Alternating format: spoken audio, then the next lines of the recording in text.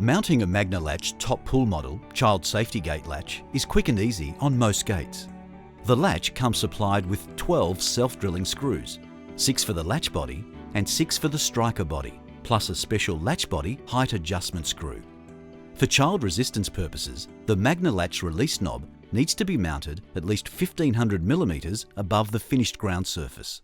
This height satisfies most pull safety codes, but check requirements with the appropriate authorities in your area.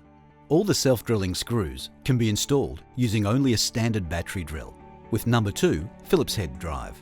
The latch has vertical and horizontal alignment markers to ensure you align and adjust it correctly.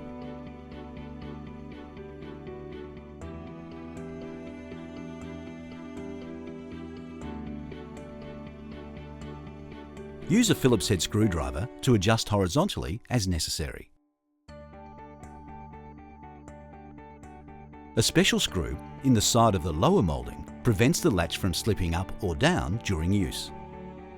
Your latch is now ready for use. Check that the release knob works smoothly. Open and close the gate to check there are no obstructions to latch engagement.